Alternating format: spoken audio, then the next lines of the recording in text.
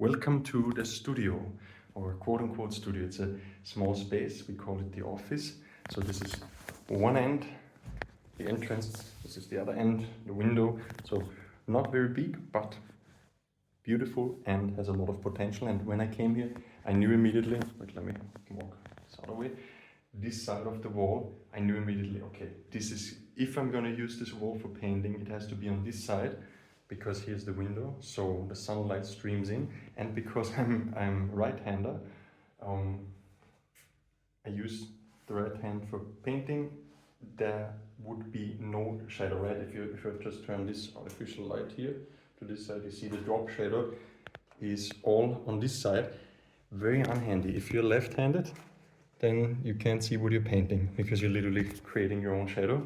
So that was just the basic thought, the basic concept. Okay, this side has to be reserved for painting. This side is the office space. As you can kind of see, this is my wife's and my table, our desks, her laptop and my computer set up. And so I can watch tutorials here and I can do some organizational, administrative stuff, whatever, you know, bureaucratic things that are not really interesting maybe. And here's the interesting part. And this one I finished, actually fully finished today, I would say. I'm pretty happy how it turned out. Of course, you grow from painting to painting, at least that's the idea, right? If you don't physically, or let's say if you don't manifest that growth in the actual painting, technique, then at least you learn something mentally, conceptually, emotionally, right? Every painting makes you kind of stronger, I feel, and makes you hopefully a little bit of a better person also, and emotionally adds something to the puzzle. So this is what I did today. Hope you can see it. I colored these edges, not all of them. Some of them I already had done to most parts. And yesterday I was working mostly on the eyes. So I think on the eyes I worked almost over an hour, between 1 hour and 1.5 hours yesterday, and I wanted to create them more realistic. So it's this mix between this fantastical realist style kind of, and I really like that, honestly. And yeah, that was a lot of fun. A lot of fun. I think I learned also a couple of things with this one, how to push more the values, how to create a little bit more depth with the shadows. So I pushed more in both ends, right? The lighter tones and the darker tones, which with this one, that's still missing. So this you can consider not the underpainting, it's already the first few layers of actual painting, but with this one, I thought, okay, when this is done, when the wizard painting is done, I'm gonna go to this one again. And I also want to push the colors more, create more depth, just make it more vibrant, and just go a little bit more out with the highlights also, because I was very working in a more desaturated mode. I thought, okay, let's create it more realistically. Let's have this toned down, more even layered approach where you don't have these extremes in contrast, but very, very tiny space of compression, kind of, right? You only allow yourself to go out with the hair, for instance, because it's literally this golden, yellowish, radiant light emitting from her.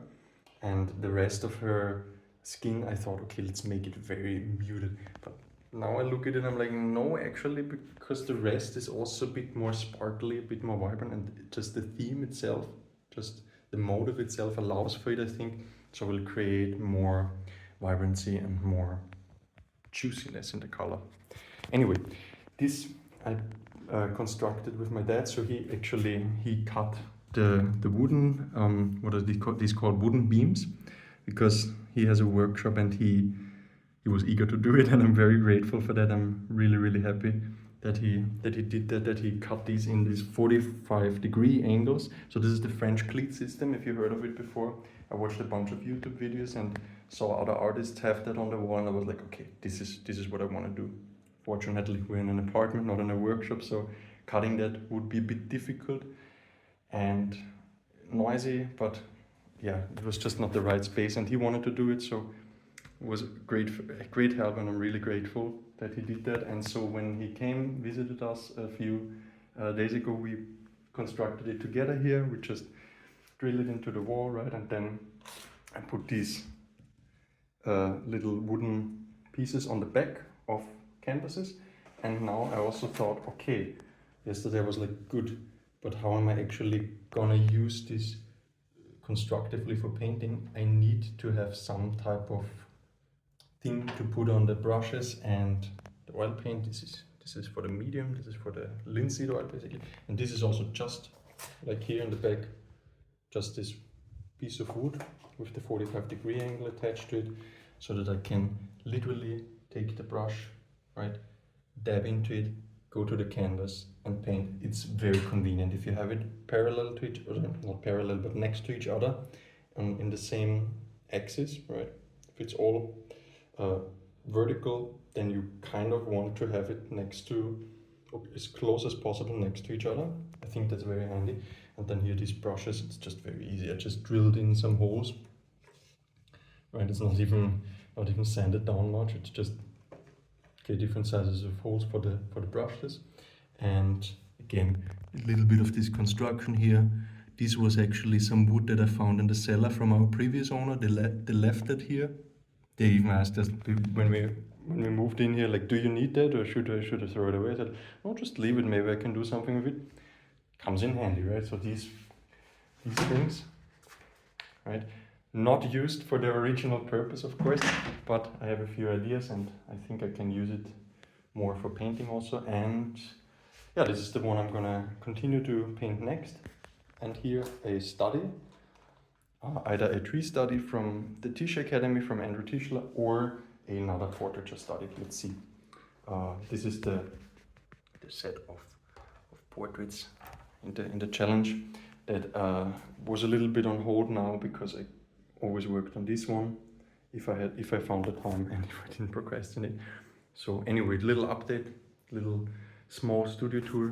This is an old painting that I did almost a year ago of my wife. That was the first real portrait, I would say, in oils. No, there was some portrait before that, I think, but this was the first one where I thought, okay, let's try to copy a real person, right? Let's try to make it a bit more realistic. Anyway, see you soon.